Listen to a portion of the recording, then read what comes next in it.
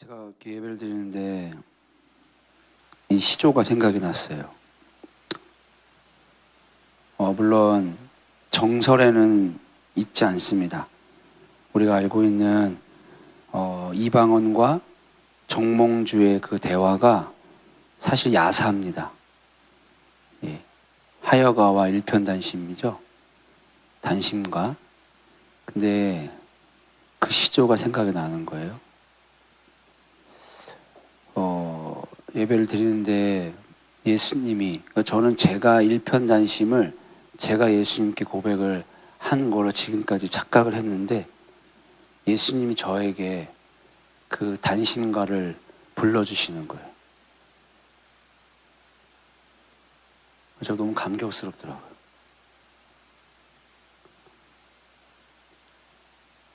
나는 하여가의 삶을 살았는데, 그리고 내가 단심가를 부르는 존재인 줄 알았는데 예수님이 저에게 단심가를 불러주는 거예요.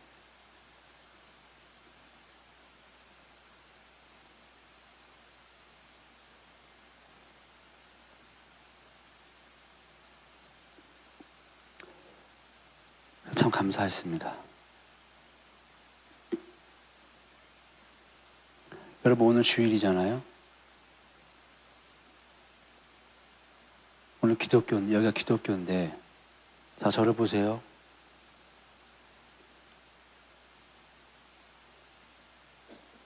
저를 보세요.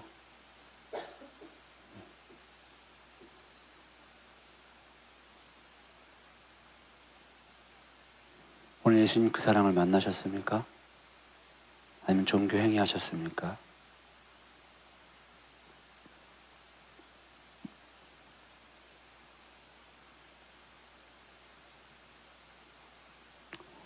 대한민국에 있는 모든 교회가 예배를 드렸을 텐데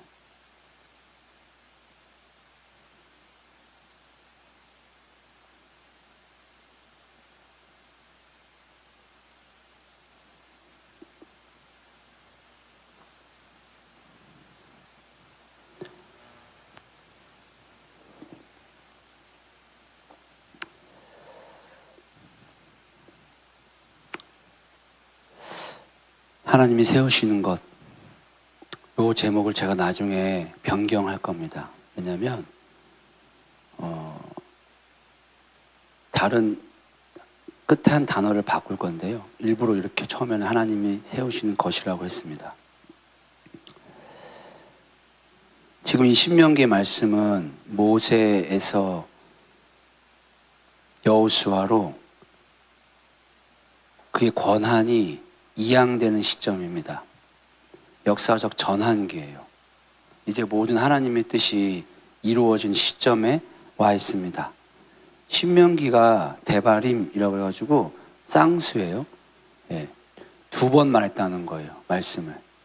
저 시내산에서 한 번 말했고, 그리고 오늘 이제 약속의 땅의 코앞에서 다시 한번 그 다음 세대에게 요 말을 들려준다는 것입니다. 근데 무엇을 들려줬느냐? 듣고 지켜 행하라는 거예요. 쉐마. 그래야만 약속의 땅에 들어갈 수 있다라고 했습니다. 그것이 하나님의 얼굴을 구하는 것이다 라고 지난주에 살펴봤습니다. 지금은 마지막 때로서 동일하게 우리가 약속의 땅 앞에 와 있습니다. 모세가 그 백성들에게 하나님 말씀을 들려주고 이 말씀을 듣고 지켜 행해야만 약속의 땅에 들어갈 수 있다고 한 것처럼 마지막 때에도 동일하게 그 역사가 일어나는 것을 우리가 성경을 통해서 확인할 수 있습니다. 요한계시록 1장 2절 3절에 보니까 요한은 하나님의 말씀과 예수 그리스도의 증거 곧 자기의 본 것을 다 증거하였느니라. 이 예언의 말씀을 읽는 자와 듣는 자들과 그 가운데 기록한 것을 지키는 자들이 복이 있나니 때가 가까움이라. 정확하게 요한계시록 이 말씀이 지금 모세에게 재현되고 있는 것을 볼 수 있어요. 모세 한 명이 말하고 수많은 백성들이 듣고 있고 그 가운데 기록한 것을 지켜야만 복이 있다라고 하고 있는 것이죠. 그럼 요한계시록이 요한이 말하고 있는 이 말씀을 우리가 듣고 지켜 행해야 되는데 그것이 무엇입니까? 뭐 수많은 사건들을 막 분석하고 뭐 일어나는 거 알고 그런 거 알면은 약속의 땅에 들어갈 수 있을까요? 들어갈 수 없습니다. 예, 그런 정보로는 약속의 땅에 들어가는 게 아니에요. 예수 그리스도의 계시라. 그리스도 예수를 알아야 합니다. 신명기가 약속의 땅에 들어갈 때 두 번을 말한다고 그랬습니다. 한 번은 초림의 메시지겠죠. 두 번째는 재림의 메시지입니다. 이 재림의 메시지를 듣고 지켜 행해야만, 그리스도 예수를 듣고 지켜 행해야만 약속의 땅에 들어갈 수가 있는 거예요. 그런데 다 듣지 않습니다. 그 메시지를. 저는 옛 부대가 새 부대로 바뀌는 것으로 이해를 했어요. 근데 그게 아니더라고요. 1세대는 1세대의 은혜가 있습니다.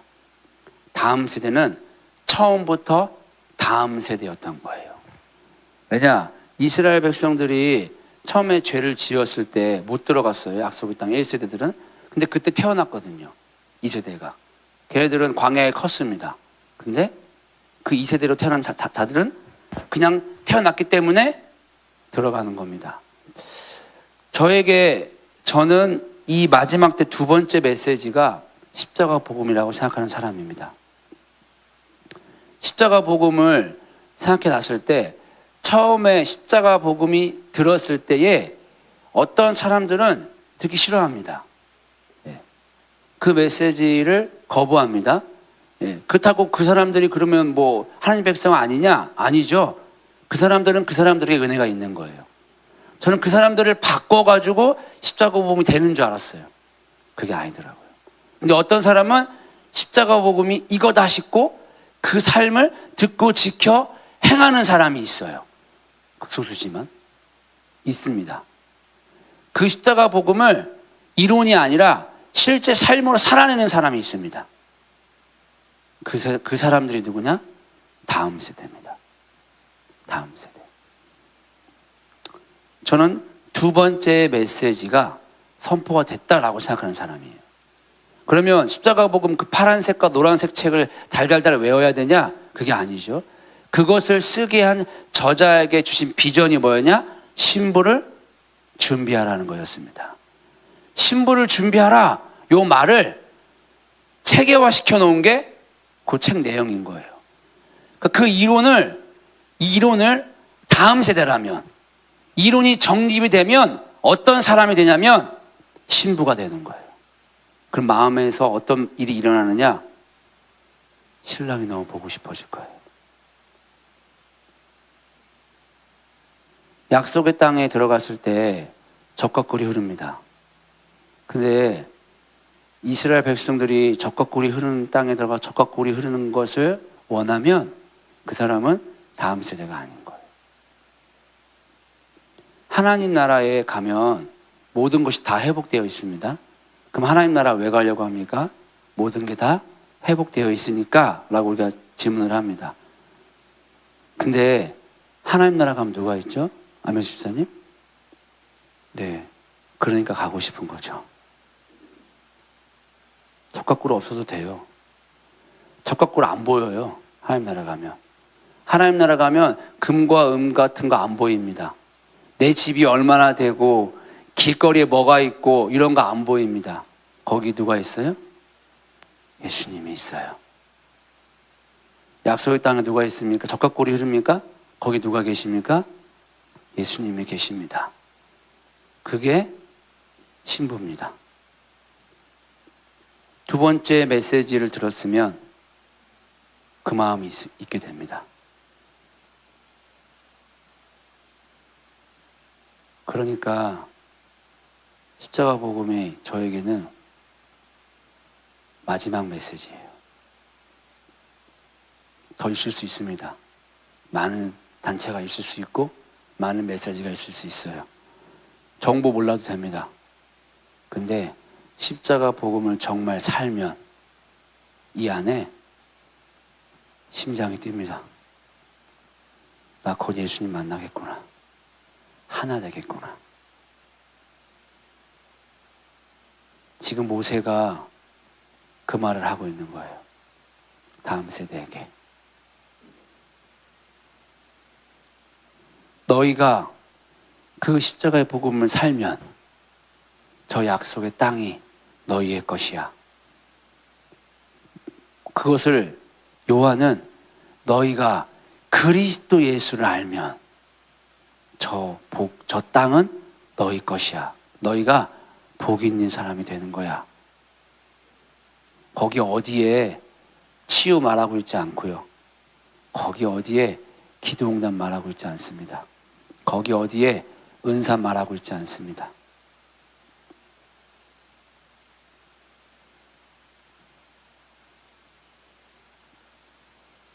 우리의 신앙은 과거가 아닙니다. 오늘입니다. 우리에게 미래는 없습니다. 오늘밖에 없습니다. 오늘 이미 임한 하나님 나라를 우리가 정말 믿는다면 오늘 지금 누구를 누리고 있어야 되느냐? 그리스도 예수를 누리고 계셔야 돼요.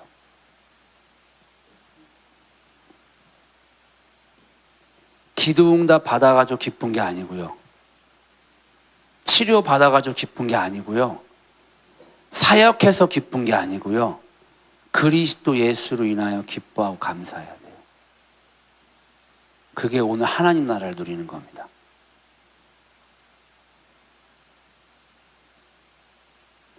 그게 옛날 일입니까? 그러면 지금 하나님 나라 못 누리고 있습니다. 그러면 좀 더 심하게 말을 하고 싶은데 더 심각해지거든요. 그러면 하나님 나라는 오늘 누리는 거예요. 우리에게는 과거도 없고 내일도 없어요. 오늘 이 시간밖에 없습니다. 저 여러분들 오전에 예수님 때문에 기뻐하실 수 있고 그냥 종교할 수도 있습니다. 그런데 그건 다 지나갔어요. 이미. 예. 성공했든 실패했든 그건 과거예요. 그럼 언제가 중요하냐? 지금이 중요해요. 지금 예수 만나야 돼요. 지금 하나님 나라를 누려야 돼요. 지금 십자가 복음 삶을 살아내야 됩니다. 지금. 그렇게 모세는 다음 세대에게 끊임없이 말하는 거예요. 야, 약속의 땅 너희 거야. 십자가 복음의 삶을 살면. 이거를 사람만 바뀐 거예요. 사람만. 그 십자가 복음을 쓴 저자가 모세라는 말이 아닙니다. 사람만 바뀌었어요. 근데 메시지는 같아요. 그걸 살면 약속의 땅은 너희들 것이야 라고 하는 겁니다. 그러면 이 약속의 땅에 들어가서 하나님이 들어가기 위해서 세우는 것이 무엇인가? 이거 단어를 제가 것을 바꿀 겁니다. 나중에. 첫 번째는 재판장과 지도자입니다. 오늘 본문에 잘 나타나 있어요. 재판장과 지도자. 여기 재판장이 쇼페팀입니다. 쇼페팀. 이 단어가 입에 선한 것이 있다는 뜻이에요. 그러니까 재판장들은 입에 선한 것이 있는 자들인 거예요. 입에 선함으로 다스리는 존재가 재판장입니다. 그래서 성경에 이 재판장과 지도자들은 항상 뭘 끼고 있어야 되냐? 가장 선한 것, 말씀을 끼고 있어야 되는 거예요. 하나님이 태초에 천지를 말씀으로 창조했습니다. 그리고 예수님이 말씀이십니다. 그 말씀 대신 그리스도 예수가 마지막 때에 어떻게 우리를 하게 하시느냐? 말씀으로 심판하고 통치하신다는 거예요. 근데 그게 선하다라는 것입니다. 하나님 백성도 심판받습니다. 근데 공정합니다. 불평같지 않습니다. 이 심판할 때 어디서 하라고 돼 있냐면 성문에서 하라고 돼 있어요. 성문. 우리가 어디서 영원한 심판을 받게 됩니까? 천국문 앞에서 영원한 심판을 받게 됩니다. 근데 불평같지 않을 거라고요. 무섭지 않을 겁니다. 사람들이 예수님을 모르니까 심판한다 그러니까 이렇게 말하면 아, 예수님도 모르네. 예수님은 사랑의 하나님인데 우리를 왜 심판해? 라고 합니다. 성경을 다시 읽어보십시오. 예수님은 심판장으로 오십니다. 근데 우리가 두려워하지 않을 거라고요. 왜냐하면 여기 재판장으로 나온 이 단어가 죄를 부정하고 반대하는 거예요. 죄를. 우리가 심판을 받을 건데 엄밀히 말하면 죄와 연합된 나를 죄에서 분리하고 죄를 심판한다는 것입니다. 그러니까 그날에 심판이 임했을 때 우리는 뭐를 말할 거냐면 예수님 당신의 심판은 선하십니다 라고 말할 거예요. 그리고 그 심판 앞에 감격하게 될 것입니다. 죄와 나를 완벽하게 분리할 것이니까. 그럼 죄가 뭐냐? 신명기 16장 21절 22절에 보니까 내 하나님 여호와를 위하여 쌓은 제단 곁에 어떤 나무로든지 아세라 상을 세우지 말며 자기를 위하여 주상을 세우지 말라. 내 하나님 여호와께서 미워하시느냐. 여기 죄는 세운다는 거예요. 세운다는 거예요. 저와 여러분들의 마음에 뭐가 세워져 있어야 되느냐? 예수 그리스도의 십자가가 세워져 있어야 돼요. 그런데 죄는 그 십자가가 못 서게끔 다른 것들을 세운다는 것입니다. 우리 안에 자아 실현을 세워요. 우리 안에 안정된 삶을 살고자 하는 욕구를 세워놔요. 우리 안에 집안에 아무 일이 일어나지 않기를 바라는 그 마음을 세워놔요. 저와 여러분들이 죄짓지 않습니다. 죄를 원하지 않습니다. 명예, 탐심, 돈 욕심 그런 거 우리 원하지 않습니다. 입술로는. 우리 마음에 뭐가 세워지기 원하느냐? 예수의 십자가 대신에 평안하게 안정된 삶을 살길 원한다니까요. 그냥 아무 일 없이 살아가기를 원해요. 과거에 받은 은혜를 가지고 사골국물처럼 우려먹고 또 우려먹어요. 그거 다 거짓말인데. 아무 능력 없는데 하나님 나라를 이루지 않고 있는데 나 하나님 나라의 백성이에요 라고 하는 스스로 거짓말을 하고 살아가는 거예요. 하나님 나라 백성 아닌데. 하나님 나라 백성 아니에요.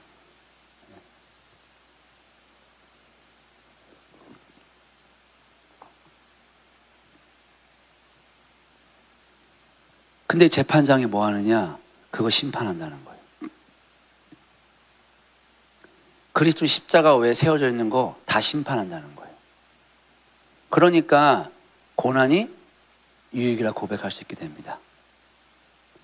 여러분 사도 바울이 제가 존경하는데 사도 바울이 쓴 글들을 보십시오. 사도 바울의 삶이 평안했습니까? 한 권사님 평안했나요? 예? 그러면 그 사람은 뭐냐? 예수님이 함께하지 않네. 뒷받침이 없네요. 그렇죠? 사도 바울이 남들 앞에서 인기를 얻었습니까? 여러분 사도 바울이라 우리는 말하잖아요. 근데 여러분이 제자예요? 근데 제자들은 사도라는 말을 받기 합당했죠. 예수님과 같이 생활했으니까. 근데 사도 바울은 예수님과 같이 생활을 안 했습니다.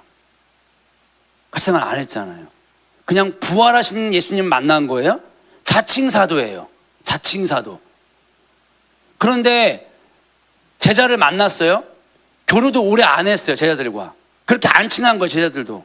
근데 베드로가 어쩌면 선배인데 그 선배 어떻게 합니까? 복음을 떠났다고. 조용조용하게만. 베드로도 한열정 하는데 베드로 어떻게 했어요? 사도 바울이. 눈 돌아가는 거예요. 선배고 뭐가 없어요. 예수님 앞에서는. 사도 바울은. 어쩌면 성격도 개팍하고 그 마가가 솔직히 그때 성격이 얼마나 힘듭니까? 그냥 좀 껴안고 가지. 그 성격 도망쳤다고. 절대 안 된다고. 자기를 데리고 바나바랑 싸웁니다. 바나바랑 싸워요. 바나바하고도 싸워. 베드로도 뭐라 해. 네. 근데 삶은 두드려 맞고 뺏기고 오늘날로 치면 그 사람이 어떻게 하나님이 그 사람과 함께 한다고 뒷받침한다고 누가 말할 수 있겠습니까? 그리고 자칭 사도인데 나 사도입니다. 그걸 누가 믿냐고 사도라고 말하는 걸. 우리가 평안과 안전은 하나님이 해주신 열매일 수도 있지만 꼭 그게 보장은 아닌 거예요. 저는 안정적인 걸 원해요. 제 인생의 모토가 고등학교 때부터 간육을 길게였어요. 간육을 길게 살기 위해서 뭐 할까 해보니까 변호사 하면 되겠다. 그래서 공부 되게 열심히 했거든요.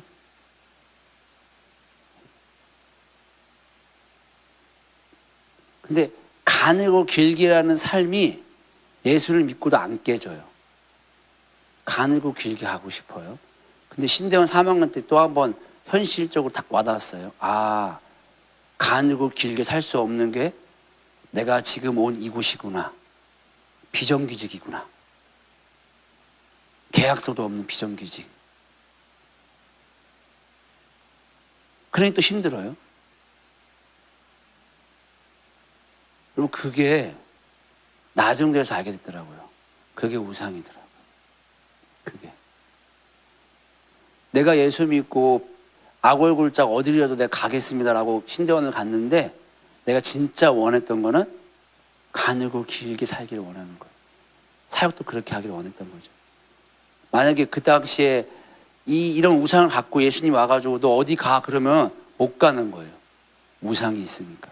근데 나를 사랑하시니까 여 안에 십자가를 세워야 되기 때문에 뭐를 부실 수밖에 없냐? 그 안정감을 갖고자 하는 것들을 부실 수밖에 없는 거예요. 심판할 수밖에 없다고요. 그러니까 듣기가 싫죠. 그 심판이. 누가 좋아합니까? 인기가 없겠죠. 그 안정감을 부추겨주는 메시지를 좋아하겠죠. 예수님이 당신과 함께 하시며 당신의 삶을 지켜줄 것입니다. 어디 가나 당신은 안정된 삶을 살게 될 것입니다. 저 그런 말에 아멘 하거든요. 왜냐? 그게 내가 원하는 거니까. 근데 네가 원치 않은 곳을 가게 될 것이며 그러면 아멘 안 나와요.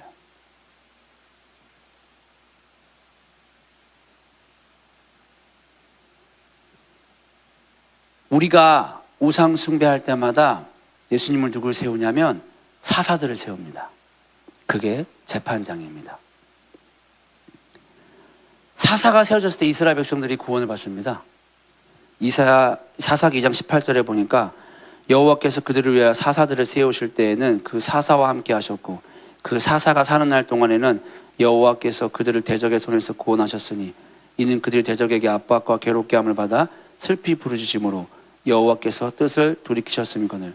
자, 우리는 사사기를 읽을 때 그러면 사사가 와서 메시지를 선포하고 이스라엘 백성들의 마음을 돌이켰구나 이렇게 생각합니다. 근데 전혀 그렇게 말하고 있지 않습니다. 이사야 사사기 2장 16절 17절에 여호와께서 사사들을 세우사 노략자의 손에서 그들을 구원하게 하셨으나 그들이 그 사사들에게도 순종하지 아니하고 오히려 다른 신들을 따라가 음행하며 그들에게 절하고 여호와의 명령을 순종하던 그들의 조상들이 행하던 길에서 속히 치우쳐 떠나서 그와 같이 행하지 아니하였더라. 여러분, 이스라엘 백성들이 사사가 왔을 때에도 사사의 말을 듣지 않았어요. 여전히 음행을 행했다고요. 이스라엘 백성들이 하나님 닮았어요. 아주 신실해요. 신실하게 악해요. 그냥 계속 악해. 사사가 왔는데, 재판장에 왔는데도 그 말 안 들어요. 왜요? 우상이 좋으니까요. 제가 말씀드렸잖아요. 제 우상은 안정감이라니까요. 안정감. 제 신대원 첫 번째 제가 아직도 기억나는데 첫 번째 설교자가 누구였냐면 집회, 매 방학 때마다 첫 번째 집회를 하는데 그 첫 번째 집회 주제가 선교였어요. 근데 안 좋았어요. 그래서 제가 첫날은 앞에 앉았는데 두 번째, 세 번째 날 우리 신대원이 그 100주년 기념관인데 2층이거든요. 2층은 거의 뭐 안 보여요. 농구장으로 같아가지고 커가지고 2층 꼭대기 맨 뒤에 앉았어요. 여기 집회 가보면 느낌이 알잖아요. 초청할 것 같아. 그거 나가기 싫어서 혹시나 선교 나가라고 할까봐 저 맨 위에 앉은 거예요. 제가 생각하는 선교는 힘들거든. 지저분하고 가라 그럴까 봐. 그게 우상이니까. 근데 뭐 하는 사람이 지금 도망친 거예요? 목회 잘하고 부름 받아서 공부하려고 이제 막 들어온 놈이 하나님의 말씀 듣기 싫으니까 저 꼭대기에 올라가 있는 거예요. 제가 그래서 기억이 나는 거예요. 첫 번째가 주제가 선교였다고. 그럼 저와 여러분들에게 이 재판장이 사사가 와서 말을 합니다. 뭘로요? 말씀으로. 그러면 그 말씀이 저와 여러분들이 듣기 좋은 말씀이면 아멘 해요. 말투, 행동, 모든 게 내 뜻이 딱 맞아. 그러면 아멘 해요. 근데 뭐 하나를 듣기 싫잖아요? 그럼 노멘 해요. 근데 와서는 앉아 있어요. 종교행위 해야 되니까.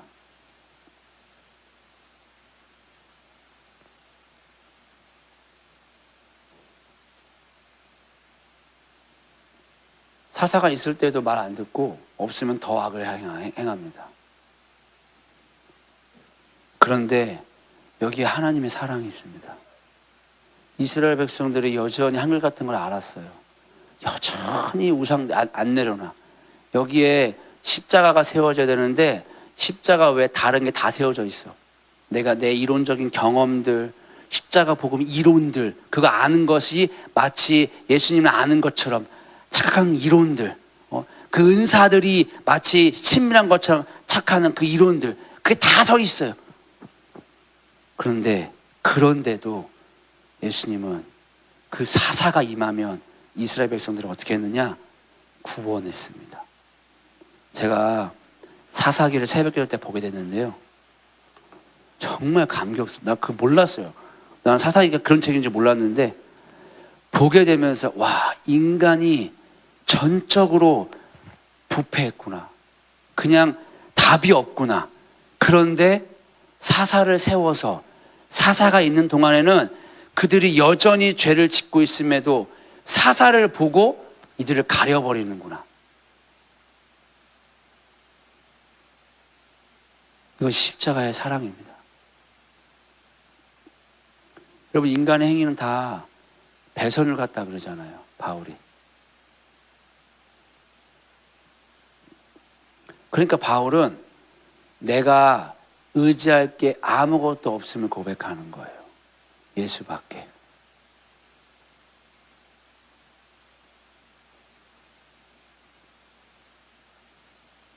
그럼 오늘 한번 물어볼까요? 여러분들은 정말 예수님밖에 없습니다라고 오늘 고백을 하셨습니까? 아니면 그냥 주일이니까 예수님을 못 만났는데 주일이니까 주일 예배 했으니까 어떤 조금 인재가 있었으니까 라고 넘어가십니까?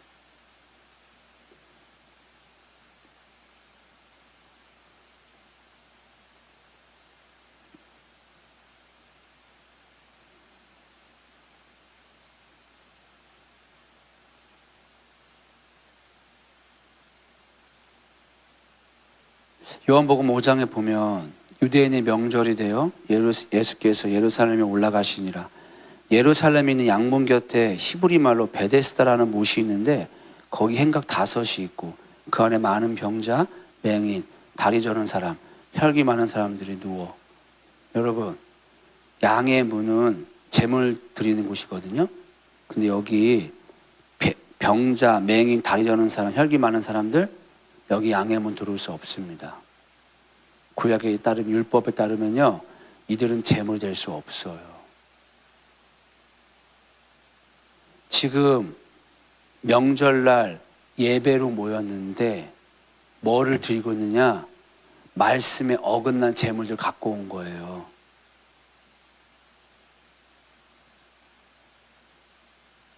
오늘 예배 드리는 날인데 우리들이 예배를 안 드리고 가면은 요렇게 되는 거예요.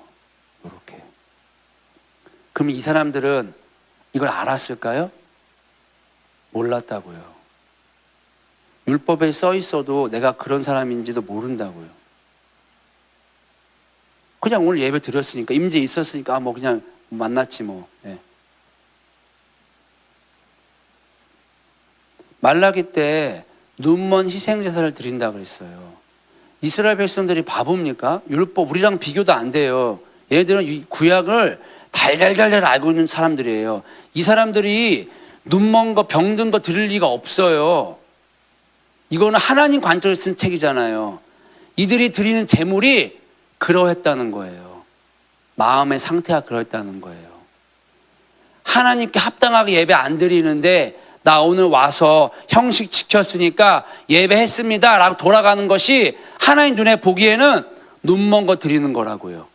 마치 양의 문에 이렇게 있어서는 안 될 것들이 있는 거예요.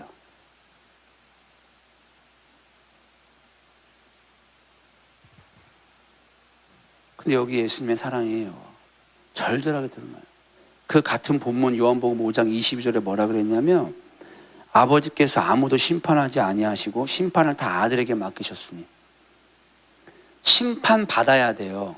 근데 그 심판을 누구에게 맡겼냐? 아들에게 맡겼대요.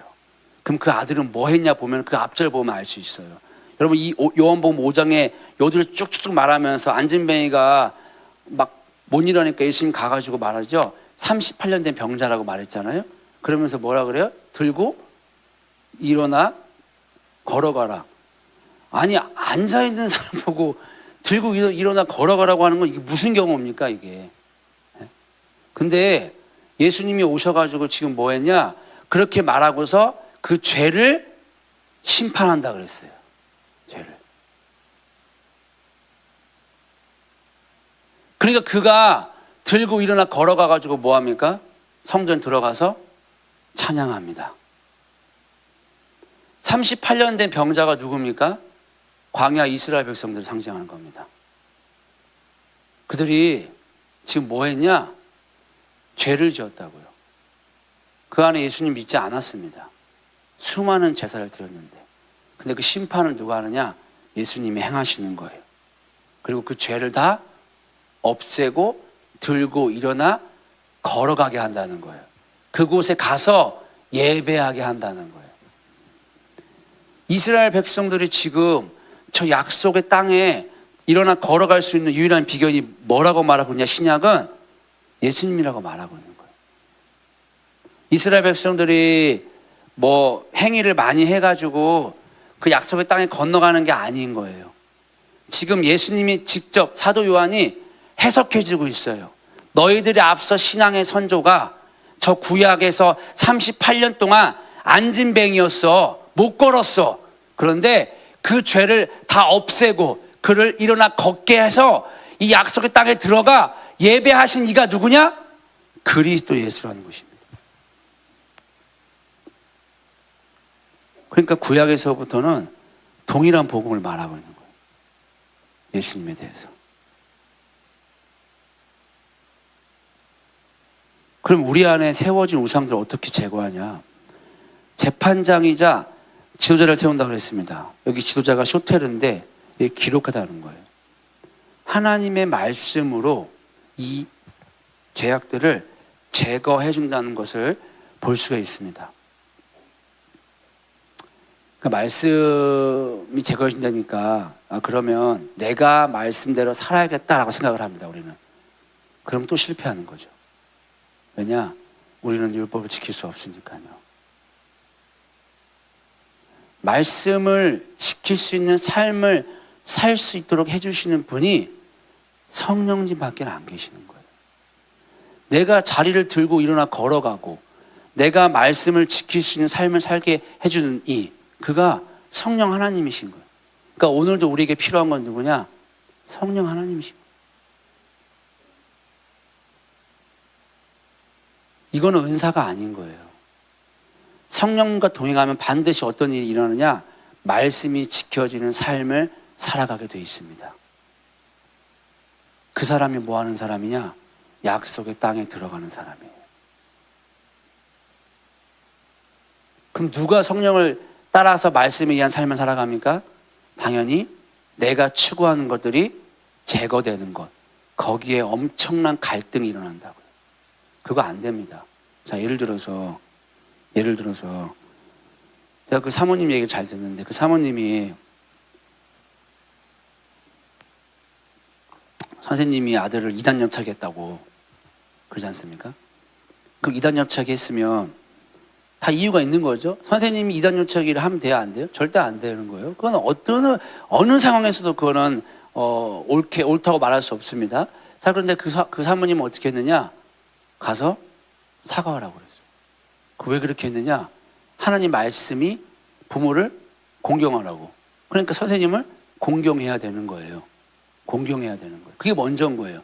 근데 그게 그 아들이 힘으로 되는 거냐? 되지 않습니다.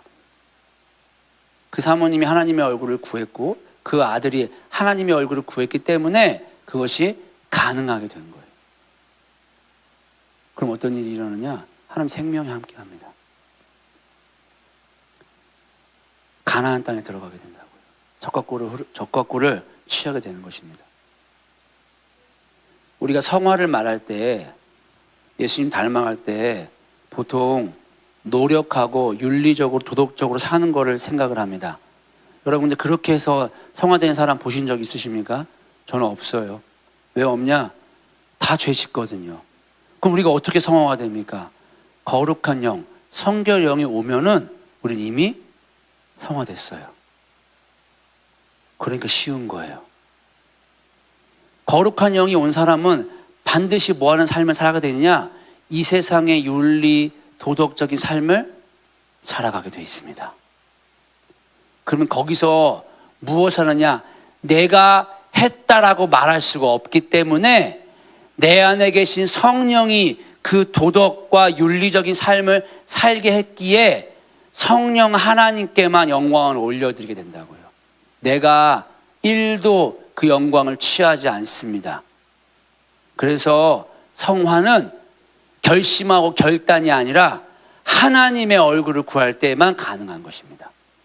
거기에 모든 영광을 예수님께 올려드리게 되고 그 열매를 받게 되는 거예요. 그러니까 성화는 쉬운 거예요. 내가 하는 게 아니니까. 우리는 우리 결심을 사는 게 아니니까 쉽다니까요. 제가 이 부분은 성령님께서 알려주셔가지고 이렇게 고백할 수 있는데 요거를 제가 다른 걸로 적용하면은 또 안 돼요. 그게 안 되는 게 뭐냐? 사역인 거예요. 사역은 내가 하는 게 아니라고 수없이 들었거든요. 근데 요게 적용이 안 돼요. 그럼 뭐하고 뭘 안 하는 거예요? 내가 뭘 안 하는 거예요, 그러면? 하나님의 얼굴을 안 구하는 거예요. 안 구하는 거예요. 사역 내가 하려고 그러면 어려워요. 내 은사 가지고 하면 뭐가 막 일어나는 것 같죠? 내 마음 자세라니까요. 마음에 말할 수 없는 가벼움. 내 짐은 가볍다 그랬잖아요. 말할 수 없는 가벼움이 있어야 돼요. 내가 하는 게 아니니까. 그리고 그 사역이 되는 거에서 1도 기쁜 마음이 안 생겨요. 내가 하는 게 아닌데 예수님이 하는 건데 다 예수님께 영광 올려드려야 되는데 성화는 그게 은혜로 깨닫게 됐고 그 삶을 살게 되니까 전 제가 노력하지 않습니다. 예수님의 얼굴 찾습니다. 그리고 도와달라고 합니다. 내가 윤리와 도덕, 당신의 말씀을 지킬 수 있는 이 거룩한 삶을 매일매일 유지하는 삶을 살아갈 수 있도록 도와주세요 라고 합니다. 그래서 노력하지 않아요. 윤리 도덕적으로 살려고. 가벼워요. 그런데 사역은 적용이 안 돼요. 생각만 하면 부담스러워. 머리 아프고. 내가 원하는 모습대로 안 되니까 때는 답답하기도 하고. 그럼 뭐 하고 있는 게 아니냐? 하나님 얼굴 하는 게 아니라고.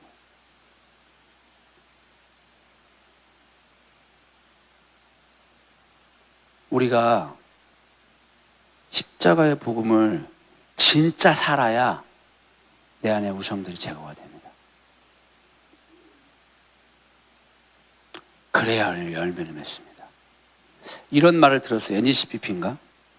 이거 저자가 하신 말씀이신데 반드시 십자가 복음은 유업이 있습니다. 그 삶을 살면 반드시 유업이 있습니다. 그런데 잘못 살았으면, 잘못 구했으면 유업이 없습니다. 그 말이 무섭더라고요.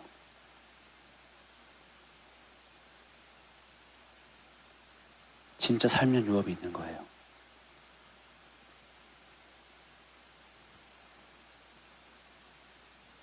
두 번째로는 왕을 지었습니다. 이스라엘의 왕은 하나님이죠. 근데 하나님이 이스라엘 백성들이 왕 달라고 말할 것을 알고 있었어요. 인간이 연약한 걸 알고 있었어요. 야, 보이지 않는 내가 왕인데 보이는 것을 또 달라고 하겠구나. 그만큼 연약한 것을 알고 있었습니다. 자, 그런데 이 연약함을 예수님은 선으로 바꿔버립니다. 보이는 인간 달라고, 왕 달라고 하니까 줍니다. 그리고 나서 진짜 참된 인간이신 왕을 그들 가운데 보내버렸어요. 그래서 그들이 눈에 보이는 그 참된 왕을 따르게끔 만들어버렸습니다. 인간은 악해서 구한 것을 하나님은 선으로 바꿔버리는 거예요. 그러한 왕은 하나님이 택한 사람이고 동족에서 나와야 됩니다. 근데 여기는 지금 어떤 곳이냐? 여기는 나그네가, 외국인이 다스리는 곳이에요. 그러니까 진정한 왕이 오시면 나그네와 외국인은 나가야 되는 거예요. 떠나야 되는 거예요. 이 외국인과 나그네가 누굽니까? 사단이잖아요. 하나님 나라에서 보면 외국인이고 하나님 나라에서 있을 수 없는 존재예요. 나그네입니다. 백성이 아니에요. 그는 떠나가야 되는 거예요. 그 참된 왕이 와서 다스리는 나라는 눈물도 없고 슬픔도 없고 아픔도 없다 그랬지 않습니까? 그러니까 그 왕이 오셔서 통치하시면 반드시 여기에 뭐가 가득할 수밖에 없느냐? 기쁨과 만족과 그 말할 수 없는 감사가 가득할 수밖에 없는 거예요. 가득할 수밖에. 그럼 우리의 일상 삶에서 두려움과 아픔과 어두움이 왔을 때 진정한 왕을 찾아 나와야 되는 거죠. 그리스도 예수를.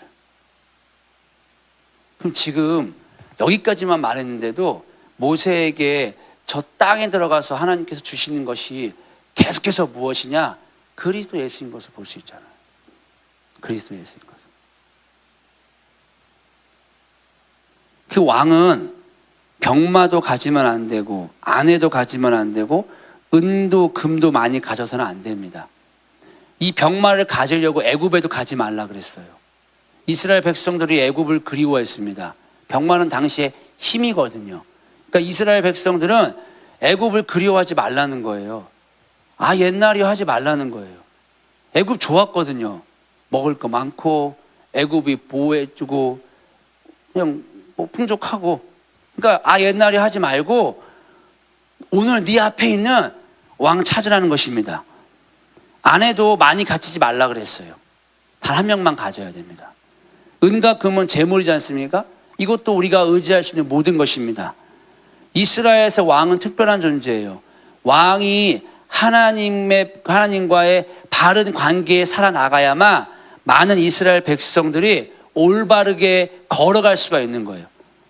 그런데 참된 왕이신 그리스도 예수가 이 땅에 오셔서 하나님이 택한 존재로 이 땅에 오셔서 그 같은 종족으로 이 땅에 오셔서 어떠한 것도 병마도 의지하지 않고 은과 금도 의지하지 않고 아내도 딱 한 명만 가지고 이 세상을 통치하고 계신다는 것입니다. 거기에만 뭐가 있느냐? 구원이 임한다는 거예요. 거기에만. 세 번째 주신 게 레위인과 제사장입니다.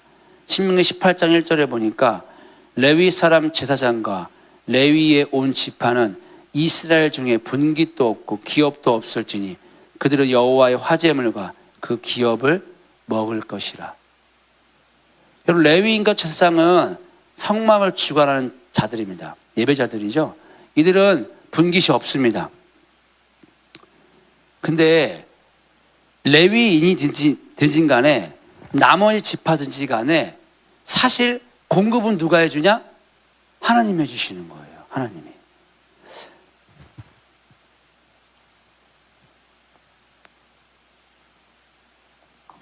그러니까 이스라엘 백성들에게 말하는 거야. 너희가 레위인이든 아니든 간에 너희를 먹이는 게 누구다? 하나님이라는 걸 알라는 것입니다.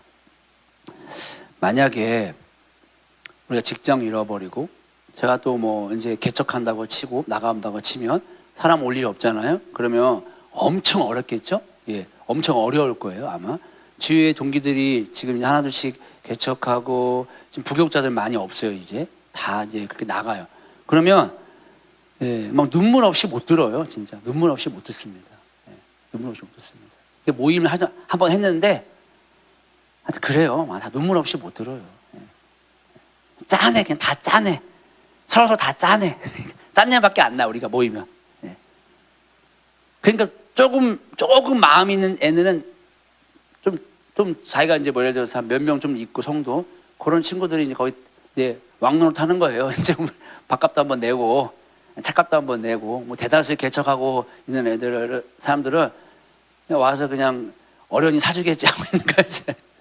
어려워요. 예, 10주년이라서 모였는데 다 짠합니다. 예, 우리가 짠합니다. 예. 그런데 여러분 우리가 부교육 안 하고 예를 들어서 개척한다 그래서 어제 재정 나올 때는 없죠. 그렇다고 굶어 죽겠습니까? 근데 아무도 안 굶어 죽어요. 그렇죠? 모르겠어요. 뭐 반금식하고 있을지는 모르겠지만 예. 근데 어디서 재정이 들어오는 통로는 다 막히지만 그런 얘기를 나눠요, 우리가.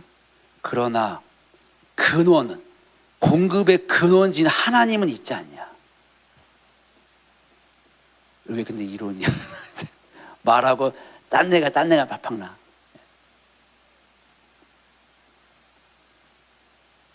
여러분 우리가 직장이 잃어버리면 어떻습니까? 답답하죠. 지금 먹고 살기 힘들고 경기도 어려워진다는데 우리 가족 어떻게 하지? 직장이 우리 하나님이 직장 통해서 우리 공급하시죠. 그러나 공급하는 통로가 없어졌다 그래가지고 공급의 근원 되신 하나님이 없어진 것은 아닙니다.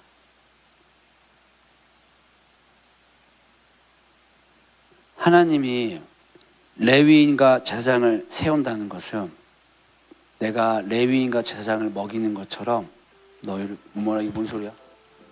죄송합니다. 핸드폰을 꺼놨어야 됩니다. 레위인과 제사장을 먹이는 것처럼 너희를 먹인다는 거예요. 입힌다는 겁니다. 신명기 18장 3절에 보니까 제사장이 백성에게서 받을 몫은 이러하니 곧 그 드리는 제물의 소나 양이나 그 앞다리와 두 볼과 위라 이것을 제사장에게 줄 것이요. 여기 앞다리가 제로아라는 뜻으로 열매를 맺다는 뜻이 있어요. 그리고 턱은 레히잖아요. 레히라고 삼손이 턱 가지고 싸웠잖아요. 영적 전쟁을 감당하는 것을 말합니다. 위는 케바인데 저주하는 겁니다.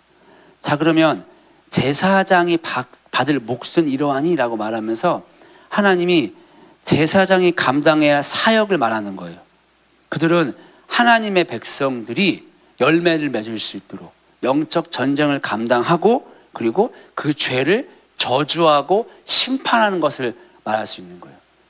그 역할을 감당해 냈을 때 이 백성들은 어떻게 되냐면 신명기 18장 4절에 또 내가 처음 거둔 곡식과 포도주와 기름과 내가 처음 깎은 양털을 내가 그에게 줄 것이니 이 열매들이 일어난다는 것을 볼 수 있습니다.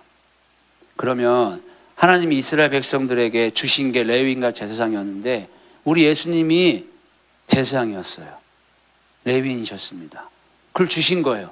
그럼 이 레위인과 제사장이 예수님이 오셔서 이스라엘 백성들을 먹일 거고 이들을 위해서 이러한 사명을 감당해내면 하나님의 백성들은 어떤 일이 일어나느냐? 이러한 곡식과 포도주와 기름과 양털이 막 번성하게 된다는 것을 볼 수가 있는 것입니다. 저 적과 꿀이 흐르는 땅에 가서 이스라엘 백성들이 농사를 지어서 먹고 사는 게 아니라는 거예요. 우리가 이 땅을 살아가면서 열심히 일을 해서 먹고 사는 게 아니라는 것입니다.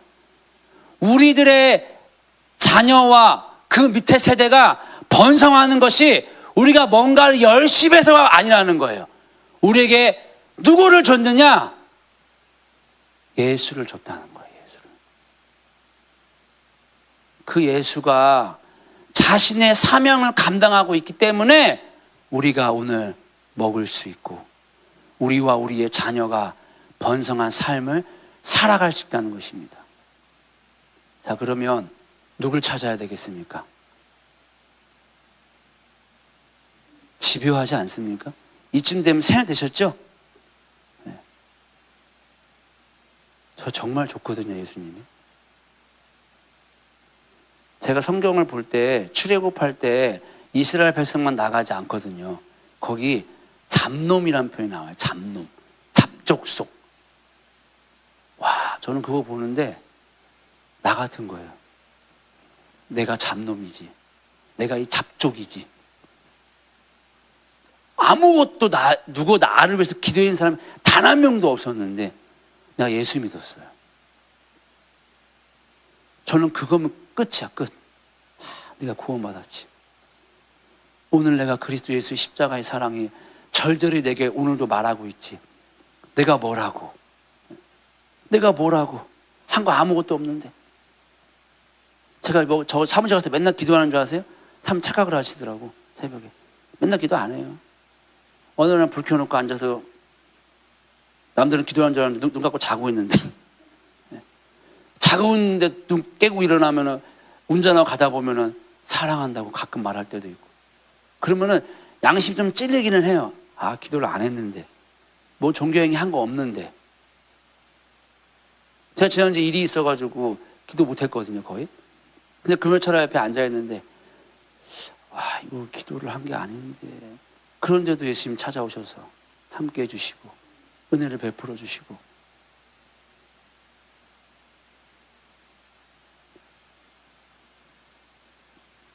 네 번째로 주시는 것은 선지자입니다. 신명기 18장 18절에 내가 그들의 형제 중에 너와 같은 선지자 하나를 그들을 위하여 일으키고 내 말을 그 입에 두리니 내가 그에게 명령하는 것을 그가 우리에게 다 말하리라.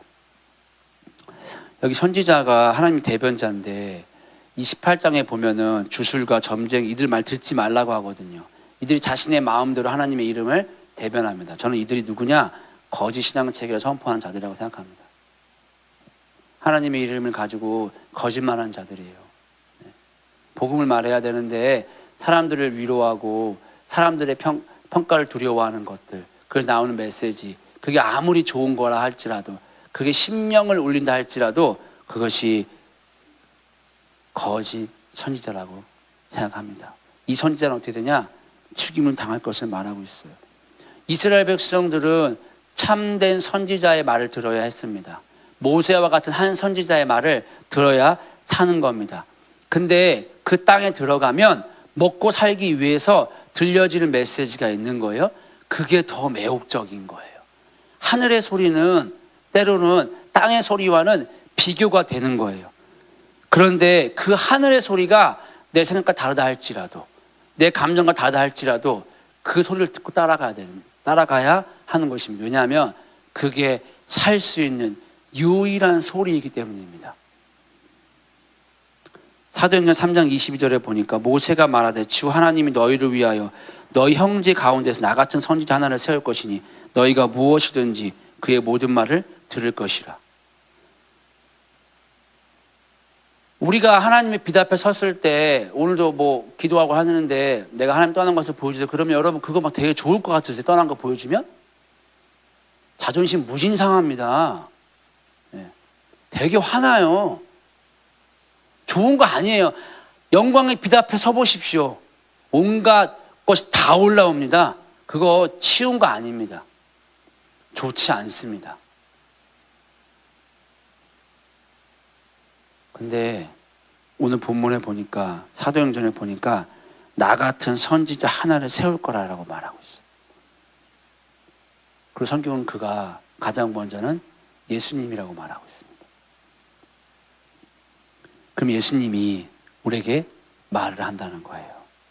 근데 그 말이 듣기 싫다는 거예요.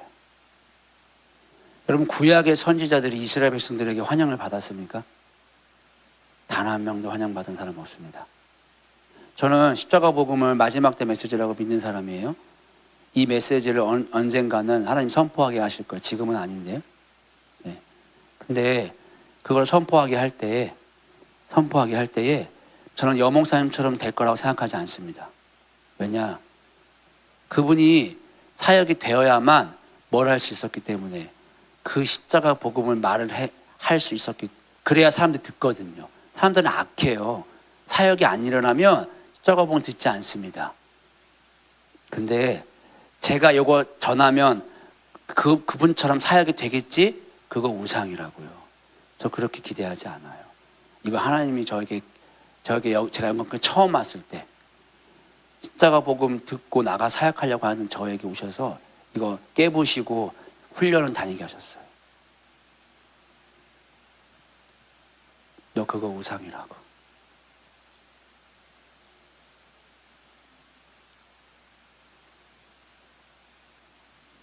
이 십자가 복음 전하면 사람들이 환영할까요? 사람들이 좋아하는 목소리 톤과 사람들이 좋아하는 표현을 하면 좋아할까요? 좋아하시겠어요? 안민숙 집사님? 제가 나중에 유튜브 찍어가지고 보여드리면 좋아하실까요? 사람들 좋아할까요? 안 좋아할 겁니다. 마지막 때 메시지, 이 선지자의 메시지는요, 사람들 안 좋아해요. 택한 다음 세대만 좋아합니다. 좋아한다는 거는 와! 이게 아니라 비춤 받지만 저게 유일한 살 길이라 생각하고 가는 사람들이 있다는 거예요. 그게 소수일지 모르지만. 그러면 저 같은 사람은 뭐 해야 되냐? 인기 끌 거 생각하지 않고 이 메시지를 전해야 하는 거죠. 누가 나를 먹일 거니까. 저 성도가 나를 먹이는 게 아니고 레위인 대신 그리스도 예수가 나를 먹일 거니까. 내가 저들이 나를 모함하고 손가락질하고 비난하고 비판하고 조롱한다 할지라도, 그렇게 갈기갈기 찢겨서 난도질 당한다 할지라도 이 복음을 전할 수밖에 없는 이유는 그래야 사니까요.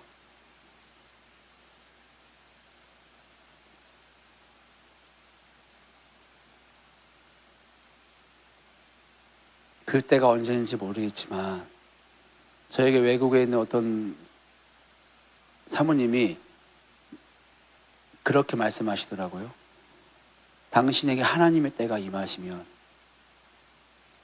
그 때가 임하면 하게 될 거라고. 그러면 전 아마 저분처럼 될 거라고 생각하지 않는다니까요.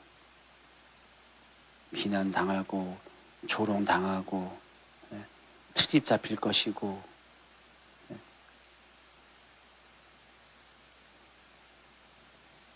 그래도 이 길을 걸어갈 수밖에 없습니다. 마지막 때 가나안 땅에 들어갈 수 있는 유일한 길이니까.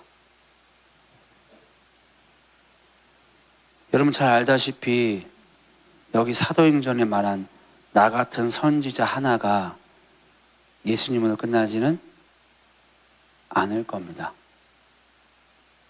모세와 같은 한 사람을 세워서 진리의 영이 임해서 그가 예언하는 선지자적 사명을 감당하게 될 겁니다. 근데 듣기 싫을 겁니다. 구약이나 지금이나 똑같잖아요, 원리는. 그토록 예수님을 원했는데 예수님을 죽였어요. 그토록 원했는데 선지자들의 소리를 다 뭉개버렸습니다. 우리도 마찬가지일 수 있습니다. 다섯 번째는 도피성을 우리에게 제공해 주셨습니다. 잘 알다시피 부지 중에 잘못 실수로 죽인 사람들 피난처가 되게 해주는 게 도피성이었습니다. 예. 만약에 이거를 만들지 않았으면 보복했을 거예요. 아마 그 땅에 피비린내는 복수국이 펼쳐졌을 것입니다. 예수님이 그거를 막은 거죠. 복수하지 말라고, 원수를 사랑하라고. 친히 그가 도피성이 되어 주셔서 많은 자들, 그 살인자들이 누구에게 피하면 살게 만들어놨느냐? 그리스도 예수께 피하게끔 살게 만들어 놓고 모든 원수가 끊어지고 원수가 하나 되게 하는 일들을 그 도피성 되시는 그리스도 예수 안에서 이루게 하셨습니다. 제가 신명기 16장에서부터 21장까지 살펴보면서 이 모세가 이스라엘 백성들에게 다음 세대에게 주신 분이, 원래 분이라 그랬는데 그럼 답을 금방 알까봐 분이 예수 그리스도이신 것을 발견됐습니다. 모세는 다음 세대에게 한결같이 말하는 거예요. 너희가 저 약속의 땅에 들어가면 누가 필요하느냐? 그리스도 예수가 필요하다. 우리가 약속의 땅에 들어가기 위해서 누가 필요하느냐? 예수님이 필요하다는 것입니다. 여기 나오는 재판장, 지도자, 왕, 선지자, 도피성은 다 예수님을 가르칩니다. 그런데 예수님에서 끝나지 않습니다. 저와 여러분들을 어떻게 세우냐? 재판장으로, 왕으로, 제사장으로, 선지자로, 도피성으로 세워 놓으신 것입니다. 그러면 우리가 십자가의 길을 통해서 그리스도 예수와 연합이 돼서 예수가 행했던 이 사역들을 감당해 낸다면 저와 여러분들은 어떤 존재가 되느냐? 저 약속의 땅을 다스리는 존재가 되는 거예요. 오늘날 하나님 나라를 확장시킬 수 있는 존재가 되는 것입니다. 그러니까 선교에서 말하고 있는 선교적 교회 잘 모릅니다. 그런데 한 가지 개념이 저에게 정립된 것은 뭐냐면 하나님 나라가 확장됨에 있어서 누구를 사용하시느냐? 십자가의 복음의 길을 걸어가는 사람, 그리스도 예수와 연합된 사람을 사용하신다는 거예요. 그게 보이더라고요, 저는. 그게. 그래서 십자가의 복음을 다시 돌아가야 되겠다라고 생각을 하게 됐습니다. 다시 시작하자. 기본부터.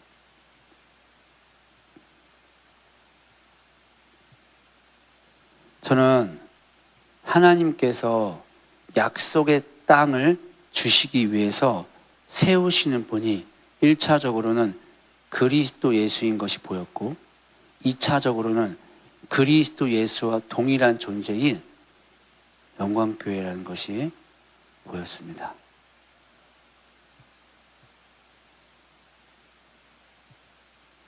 여러분,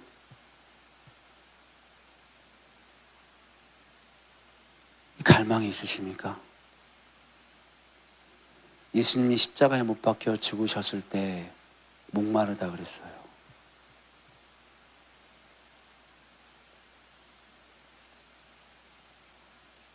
사람들이 그것이 불쌍히 여겨 보여서 포도주를 쓸개와 몰약의 즙을 섞어서 입에다가 데워줬을 때 예수님이 안 먹었어요. 몰약과 쓸개의 즙이 마취제니까 안 먹었겠죠. 그 고통을 온전히 다 짊어지시려고. 그런데 저는 그렇게 보이지 않더라고요. 예수님이 이 땅에 계셨을 때 마지막 만찬을 했을 때 뭐라고 말했냐면 내가 너와 하늘에서 새 포도주로 만든 것을 먹을 거야 라고 그랬거든요. 예수님이 거기서 포도주를 왜 안 마셨을까요? 그때 먹을 때가 아니거든요. 포도주는 결혼식 때 먹습니다. 예수님이 목마르다가 한 것은 예수님이 그 포도주를 결혼식 날 우리와 먹기를 너무나 갈망하시는 거예요. 저는 그게 보이더라고요. 목마르다 그 한마디에.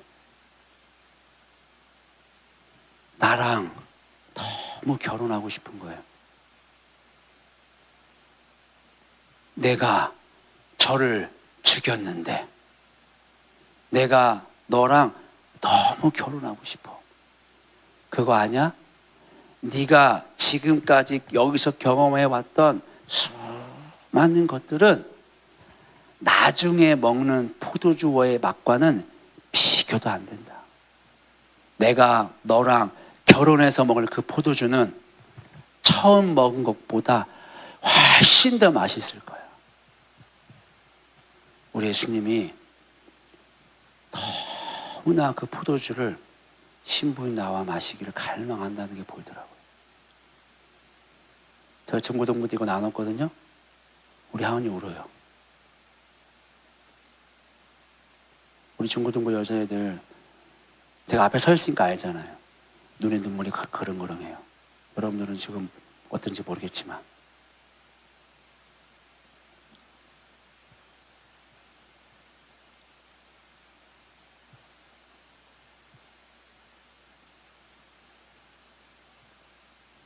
그렇게 우리를 갈망하시고 목말라 하시는 그리스도 예수께서 여러분들을 세우셔서 약속의 땅을 차지하기를 원하십니다. 저는 그래서 영광교회 내년도가 너무 기대가 돼요.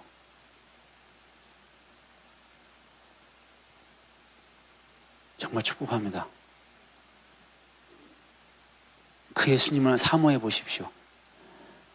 오늘 써있더더구만요. 거기 목사님 설교회 페이퍼에 그 하나님의 얼굴을 구하면 나라를 바꿀 수 있다. 거기 써놨대. 네, 나이 목사님. 오늘 메시지 그리고 지지난주 메시지 저 들을 때마다 와 이거구나. 다 끝났다. 저는 오늘을 나라를 바꾸다 생각했는데 나라가 아니라 전 세계를 바꾸겠구나 이거는.